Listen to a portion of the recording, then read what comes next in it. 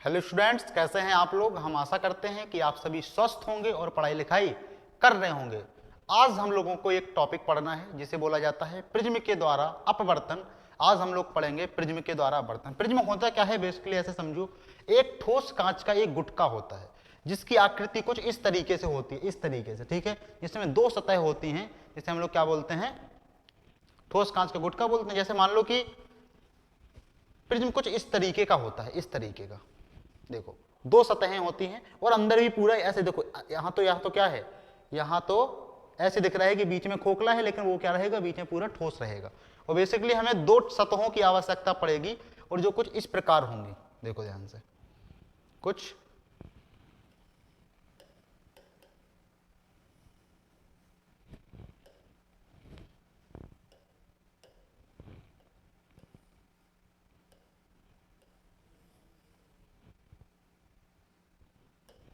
देखो ध्यान से, अब इस तरीके से दिखेगा अगर तुम लोग सामने से देखोगे।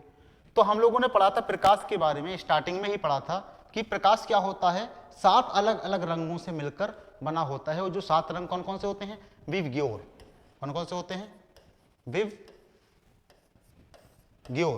Violet, indigo, blue, green, yellow, orange और रेड। ये 7 प्रकार के क्या होते हैं, अलग अलग रंग होते हैं। Violet, indigo, blue, green, yellow, orange और रेड। देखो कोई भी वस्तु हमें दिखाई कैसे देती है, कोई भी रंग अगर हमको दिखाई दे रहा है तो वो दिखाई आखिर देता कैसे है। जैसे सोचो कि ये एक क्या है, कोई एक वस्तु है और इसके ऊपर प्रकाश आया, उससे टकराया और आपकी आंख तक पहुंचा। कहां पहुंचा, मान लो ये क्या है, आपकी आंख है, ये क्या है, आपकी आंख है, आपकी आंख तक क्या हो गया, पहुंच गया। अब कैसे तुम्हें कोई रंग दिखाई देगा, देखो अलग अलग रंग दिखाई दे रहे हैं, तो कुछ तो अलग अलग है प्रकाश में, नहीं तो एक ही प्रकार के सारे रंग दिखाई देने चाहिए थे। क्या हुआ कि जब कोई वस्तु जिसके ऊपर प्रकाश गिरा तो यहां पे एक अभिक्रिया हुई और उस अभिक्रिया ने क्या किया, इस प्रकाश का कुछ भाग अपने अंदर अवशोषित किया। 7 प्रकाश की तरंग दैर्घ्य होंगी, देखो 7 रंग का प्रकाश है, यानी 7 प्रकार की अलग अलग तरंग दैर्घ्यों का प्रकाश एक साथ चल रहा है। ऐसे समझो कि देखो तरंग दैर्घ्य ऐसे ऐसे चलती है ना, तो 7 सांपों की तरह ऐसे ऐसे एक साथ मिलकर के चल रही है 7 तरंग दैर्घ्य, ठीक है ना। जिनमें से लाल लाल रंग की तरंग दैर्घ्य क्या होती है, सबसे ज्यादा होती है। लाल की तरंग दैर्घ्य क्या होती है, सबसे ज्यादा होती है। उससे छोटी किसकी, ऑरेंज की होती है। उससे छोटी किसकी होती है, येलो की होती है। उससे छोटी किसकी होती है, ग्रीन की होती है, ठीक है ना। और उससे छोटी किसकी होती है, ब्लू की होती है। और उससे छोटी किसकी होती है,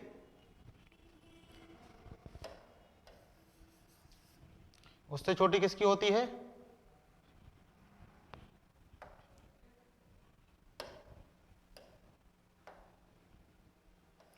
उससे छोटी किसकी, ब्लू की होती है। उससे छोटी होती है इंडिगो की, और इंडिगो से भी छोटी किसकी होती है, वायलेट की।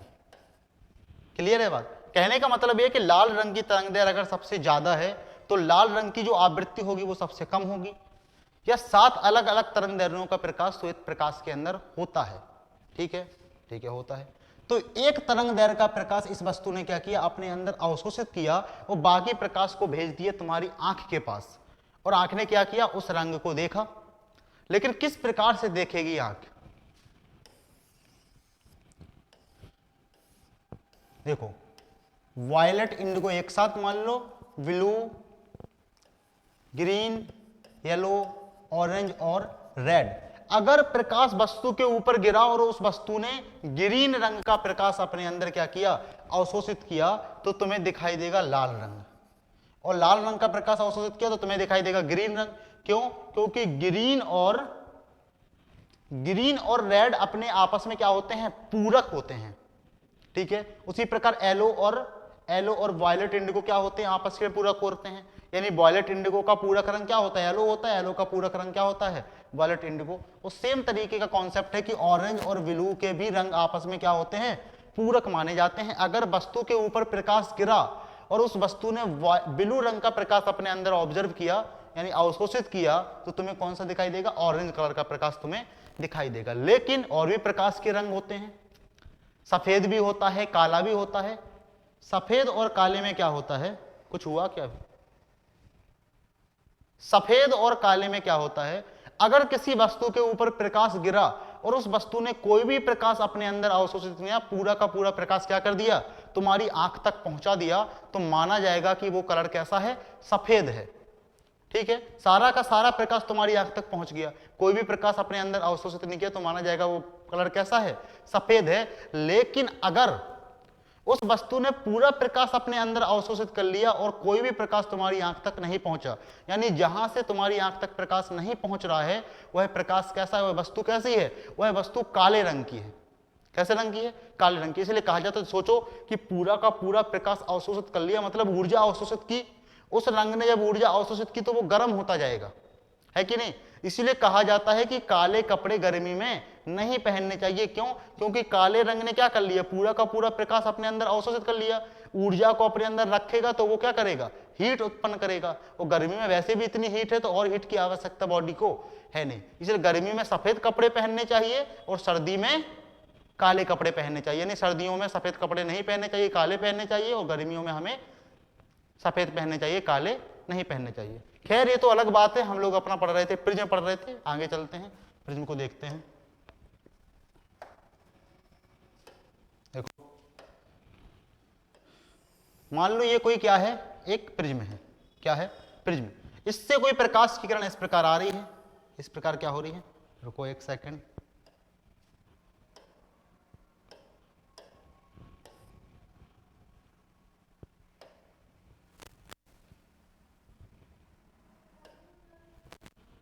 मान लो कोई प्रकाश की किरण क्या हो रही है, इस प्रकार आ रही है, और फिर क्या होगी, उसको इस प्रकार जाना चाहिए था। देखा जाए तो इस सतह के ऊपर मान लो ये क्या है, कोई एक अविलंब है। क्या है, इसका रंग चेंज किए दे रहे हैं, रुको एक सेकंड।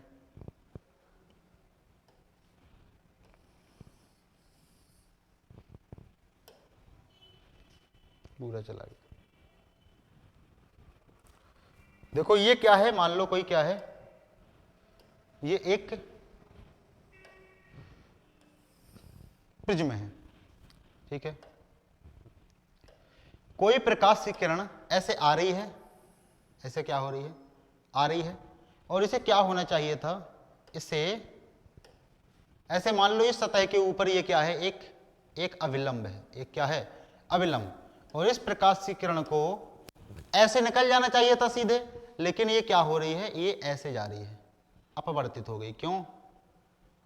क्योंकि जब कोई प्रकाश की किरण, मान लो ये प्रिज्म कहाँ रखा है, वायु में रखा है, तो जब कोई प्रकाश किरण विरल से सघन माध्यम में जाती है तो अविलंब की ओर झुक जाती है। उसके बाद क्या होगा, मानो कि यहां पे कोई,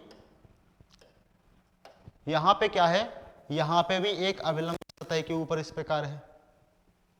ठीक है, तो फिर क्या होगा, ये प्रकाश की किरण क्या होगी, अविलंब से दूर हट जाएगी। क्यों? क्योंकि सघन से विरल में जा रही है, इस तरह। ठीक है, कोई दिक्कत इसमें हम लोगों को होनी नहीं चाहिए। ये वाला एंगल क्या हो गया, ये वाला एंगल हो गया हम लोगों का I1, इसको मान लो R1, इसको मानो R2, ठीक है, और इसको मानो E। अभी इनके नाम देखो क्या है, ये I1 क्या है, आपतन कोण है, जो कि देख ही रहा है, आपतन कोण है। ठीक है, इसके लिए पहली सतह के लिए, पहली सतह के लिए, या अगर हम लोग इसका नाम भी दे दें, इसको बोल दें A बोल दें, इसको B बोल दें, इसको C बोल दें, तो बोल देंगे AB सतह के लिए I1 क्या है, एक आपतन कोण है, और I2 क्या है, I2 तो है ही नहीं, E क्या है, E निर्गत कोण है, निर्गत कोण। अब निर्गत कोण के लिए तुम्हें बताने की आवश्यकता है नहीं कि ये कौन सा कोण है, क्लियर है बात। यहां पे R1 क्या है, अगर R1 की बात की जाए तो ये क्या है, अपवर्तन कोण है। क्या है, अपवर्तन कोण। और किसके लिए अपवर्तन कोण है, पहली सतह यानी AB की सतह के लिए। और अगर R2 की बात की जाए, अब देखो यहां पे थोड़ी टेक्निकल लैंग्वेज अलग हो जाएगी। क्यों? क्योंकि यहां पे जो AC सतह है, ध्यान से देखो, जो AC सतह है उसके लिए आपतन कोण है, लेकिन R तो रिफ्रैक्टेड एंगल होता है, एक तरीके से देखा जाए अपवर्तन कोण, लेकिन इसको हम लोग क्या बोलेंगे, दूसरी सतह के लिए आपतन कोण बोलेंगे। क्या बोलेंगे, आपतन कोण। किसके लिए, दूसरी सतह यानी AC सतह के लिए, AC सतह के लिए। इस बात को ध्यान रखना। अब हम लोग आगे बढ़ते हैं। अगर इसमें पॉइंटिंग और कर दें, अगर इसको मान लें, इस पॉइंट को मान लें P, इसको मान लें Q, इसको मान लें R, ठीक है। अब एक बात ध्यान से देखना हमारी कि अगर इस सतह को, ये सतह देखो ऐसे जाने वाली थी, ऐसे आगे, लेकिन ये सतह पहली बार अपवर्तित हुई, फिर दूसरी बार अपवर्तित हुई और ये यहां चली गई, ऐसे ऐसे चली गई। तो अगर इसको आगे बढ़ाया जाए तो टोटल जो विचलन हुआ है वो इतना हुआ है, इतना। तो ये वाला एंगल डेल्टा है, जैसे हम लोग क्या बोलेंगे, विचलन कोण बोलेंगे। क्या बोलेंगे? विचलन कोण। आगे बात समझ में कि ये जो कोण है, अगर इसको एक कोई, इसको P बोले, इसको Q बोले, इसको R बोले, इस पॉइंट को S बोल दो। क्या बोल दो? S। तो जो एंगल QS, एंगल ये तो कोई एंगल, ये तो पॉइंट ही नहीं है। S के बाद RV है, PV है, इसको T मान लो। तो जो TSQ है, एंगल TSQ, वो क्या है? डेल्टा है, जैसे हम लोग क्या बोलेंगे, विचलन कोण बोलेंगे। क्या बोलेंगे? विचलन कोण। इसमें कोई दिक्कत होनी नहीं चाहिए। अब ध्यान से देखो, ये जो एंगल है A, इसको बोला जाएगा, क्या बोला जाएगा? प्रिज्म कोण। प्रिज्म कोण। क्यों? क्योंकि यही डिसाइड करेगा कि प्रिज्म पतला है कि मोटा है कि नहीं। यही कोण क्या करेगा? डिसाइड करेगा प्रिज्म तुम्हारा कैसा है, पतला या मोटा। तो इसको अगर पॉइंट A है तो इसको एंगल A से रिप्रेजेंट करते हैं। प्रिज्म कोण को किससे करते हैं? एंगल A से। तो A हमारा क्या है? प्रिज्म कोण है। क्या है? प्रिज्म कोण।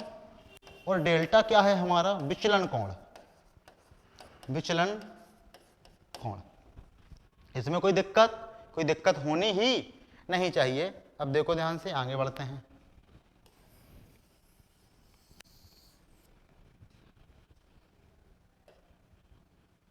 और इस डायग्राम को हम लोग आगे लेके चलते हैं।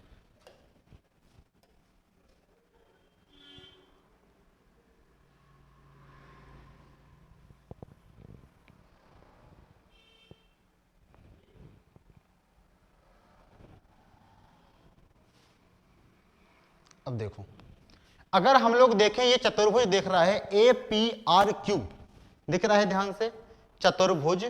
चतुर्भुज को हम लोग इस प्रकार से रिप्रेजेंट करते हैं।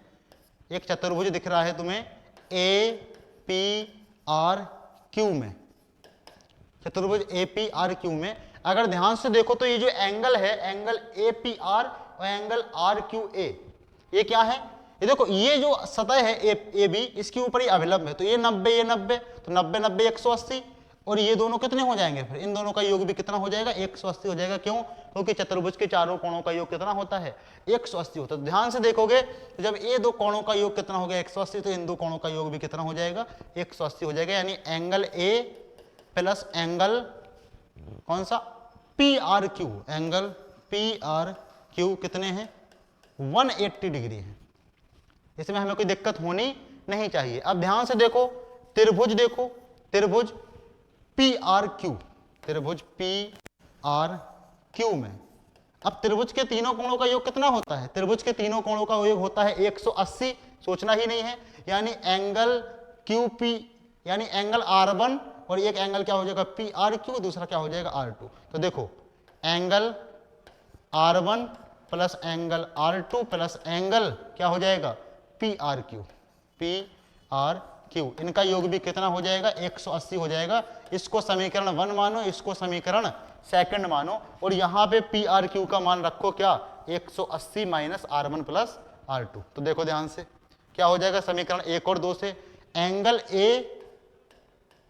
A और फिर प्लस PRQ की जगह पे क्या रख दोगे? PRQ बराबर क्या हो जाएगा? 180 माइनस R1 प्लस R2। तो PRQ की जगह पे रखोगे 180 और माइनस क्या हो जाएगा? R1 प्लस R2, ठीक है। और बराबर क्या है? 180, बराबर क्या है? 180। 180 से 180 क्या हुआ? कैंसिल हुआ। 180 से 180 कैंसिल, तो A बराबर क्या आ गया? R1 प्लस R2, ठीक है। तो हम लोग क्या देखेंगे यहां से कि R1 प्लस R2 क्या होते हैं? प्रिज्म कोण के बराबर होते हैं, एंगल A के बराबर होते हैं। पहला फॉर्मूला तुम्हारा यहां से आ गया। इसमें कोई दिक्कत इसमें कोई दिक्कत होनी नहीं चाहिए। अब देखो ये विचलन है डेल्टा, ये विचलन क्या है, ये कुल विचलन है। देखो ध्यान से, I माइनस R1 और E माइनस R2 है ये चीज डेल्टा, यानी कुल विचलन कितना हुआ है, कुल विचलन हुआ है I1 माइनस R1 और plus E minus R2। Clear है बात, ये है हमारा डेल्टा यानी विचलन कोण। क्या है, विचलन कोण। अब इन दोनों फॉर्मूला को क्या करना, तुम लोग याद रखना, और हम लोग चल रहे हैं न्यूनतम विचलन की स्थिति में कि वह कोण क्या होगा जब कम से कम विचलन हो, यानी डेल्टा का मिनिमम मान क्या होगा, न्यूनतम विचलन की स्थिति में चल रहे हैं। तो ध्यान से देखो न्यूनतम विचलन की स्थिति होती क्या है, देखो ध्यान से।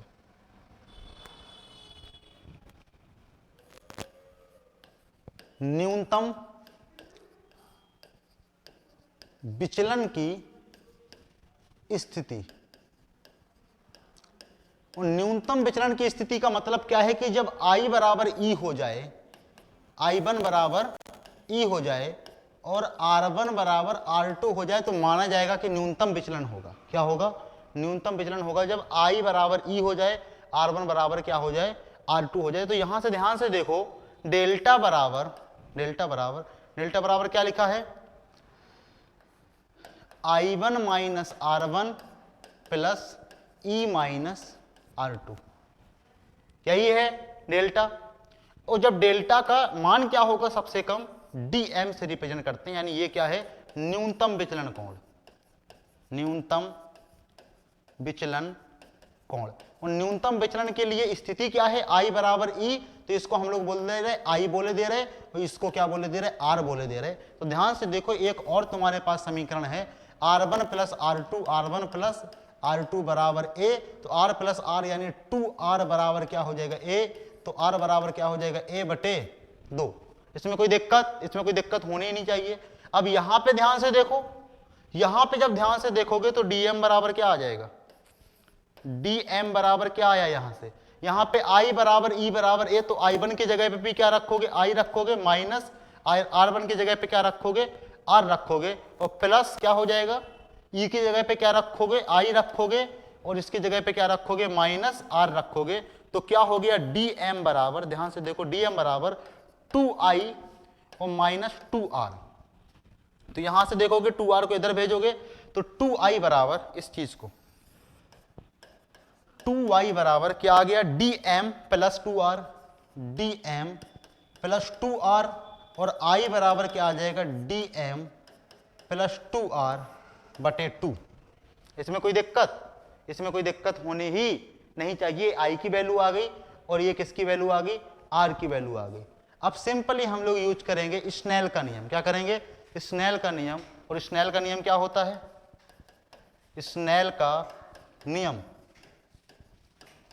नियम होता है साइन I बटे साइन R बराबर क्या होता है, n/2 ठीक है।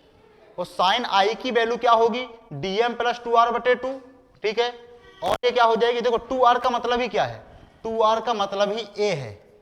क्या है ये, न्यूनतम विचलन की स्थिति में देखो A बराबर क्या लिखा है, 2R लिखा है, तो 2R की जगह पे A लिख दो, तो I की जगह पे क्या लिखोगे, DM प्लस A बटे 2, ठीक है।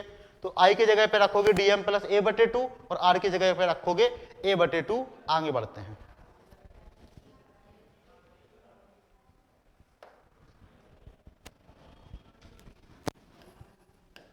साइन I बटे साइन R बराबर n/1। साइन I की जगह पे क्या रखना है, DM प्लस A बटे 2, और R की जगह पे क्या रखना है, साइन A बटे 2 बराबर क्या हो गया, n/1 हो गया। कोई दिक्कत, इसमें कोई दिक्कत होनी ही नहीं चाहिए। अब देखो, अगर प्रिज्म पतला है, प्रिज्म कैसा है, प्रिज्म पतला है, तो ध्यान से देखना एक चीज, देखो वैसे तो यही क्या हो गया, यही तुम्हारा एंड रिजल्ट हो गया। लेकिन अगर बात की जाए कि प्रिज्म कैसा है, प्रिज्म कैसा है, पतला है, तो उसके लिए क्या हो जाएगा, देखो डेल्टा न्यूनतम विचलन DM का मान तो ऑलरेडी बहुत छोटा है, अगर प्रिज्म पतला हो गया तो ए भी छोटा हो गया, और उसमें अगर दोनों के योग में अगर तुम लोगों ने भाग दे दिया किसका, 2 का, तो वो और छोटा हो गया। और तुम लोग देखते हो छोटे कोणों के लिए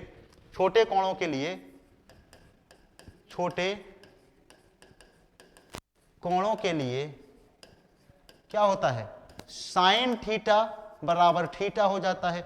और अब यहां पे साइन की बात हो रही है तो सिर्फ इतना ही लिख लो, वैसे सारे के सारे त्रिकोणमितीय अनुपातों के मान क्या हो जाते हैं, टेन थीटा बराबर थीटा, कॉस थीटा बराबर थीटा हो जाता है। ठीक है, तो साइन थीटा बराबर थीटा यानी एंगल बराबर हो जाएगा, तो साइन डीएम बटे ए के लिए क्या हो जाएगा, तो हम लोग लिख सकते हैं यहां से साइन डीएम प्लस ए बटे 2 बराबर क्या हो जाएगा, डीएम प्लस ए बटे 2। ठीक है, और साइन ए बटे 2 को क्या लिख सकते हो, साइन ए बटे 2 बराबर क्या लिख सकते हो, ए बटे 2। इन दोनों चीजों का यूज करेंगे। देखो यहां पे यहां पे क्या हो जाएगा, देखो क्या हो जाएगा, डीएम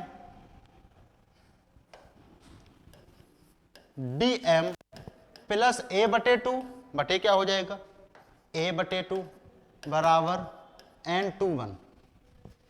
तो आगे dm प्लस ए बटे 2 का मतलब क्या है, यहां पे क्या आ गया, dm बटे 2 प्लस ए बटे 2, और बटे में क्या लिखा है, a बटे 2 बराबर n21।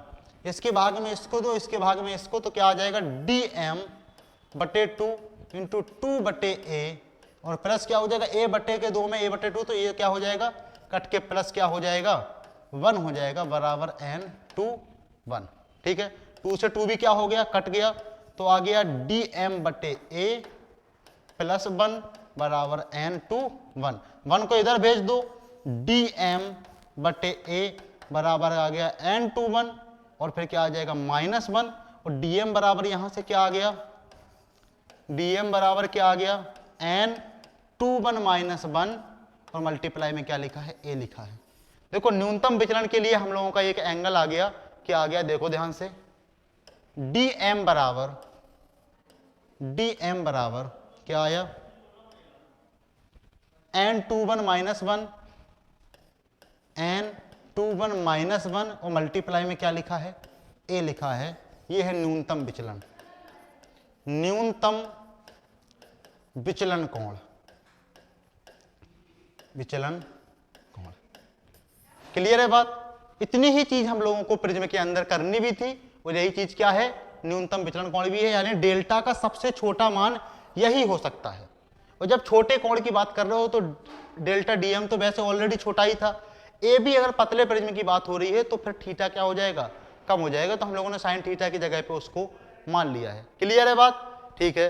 तो प्रिज्म आज हमारा समाप्त हो गया, हम लोग मिलते हैं अगले लेक्चर में, तब तक आप लोग वेट करो, बहुत ही जल्दी हम लोग बहुत ही शानदार तरीके से पढ़ाई लिखाई करते रहेंगे, तब तक अपनी क्या होगी, फिर मुलाकात होगी। मिलते हैं अगले लेक्चर में, तब तक के लिए ओके बाय।